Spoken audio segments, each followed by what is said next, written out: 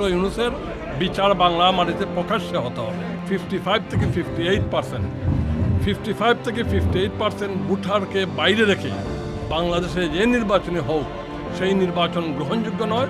সকল দলের অংশগ্রহণের মধ্য দিয়ে খুব শীঘ্রই একটি নির্বাচন হবে। ডক্টর ইউনূসের বিদায়ে কি আপনারা খুশি বা শুকরিয়া জানান? ডক্টর ইউনূস তার নিজের বাসায় মেটিকুলাসলি ডিজাইন করে বাংলাদেশে হাজার হাজার লোকদের হত্যা করেছে, হাজার হাজার বাড়িঘরকে অগ্নিসন্ত্রাস করেছে, অগ্নিসংযোগ করেছে, জাতীয় সম্পত্তিতে অগ্নিসংযোগ করেছে। এবং ডক্টর ইউনূস এই সকল হত্যার দায় হলো ডক্টর ইউনূসের। স্বাভাবিকভাবে আমরা বিশ্বাস করি এবং আমরা প্রত্যাশা করি সকল হত্যার দায় হলো ডক্টর ইউনূস এবং এই ডক্টর ইউনূসের বিচার বাংলা মাটিতে প্রকাশ্যে হতে হবে। এসেছে বর্তমান ক্ষমতায় আপনাদেরকে নির্বাচনে না নিয়ে, আপনারা কি বিএনপিকে স্বাগত জানান? আমরা বারবার বলছি, আমাদের মাননীয় প্রধানমন্ত্রী শেখ হাসিনা বারবার বলেছেন, শুধু মাননীয় প্রধানমন্ত্রী নয়, বাংলাদেশের লক্ষ কোটি মানুষ বলেছে একটি ইনক্লুসিভ নির্বাচন।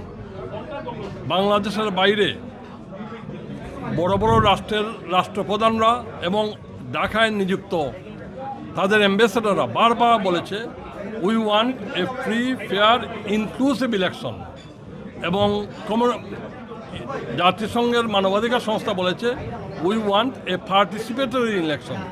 কিন্তু দুর্ভাগ্য, বাংলাদেশ আওয়ামী লীগকে বাইরে রেখে, আওয়ামী লীগ বাংলাদেশের সর্ববৃহৎ রাজনৈতিক সংগঠন, আওয়ামী লীগের ভোটার হলো প্রায়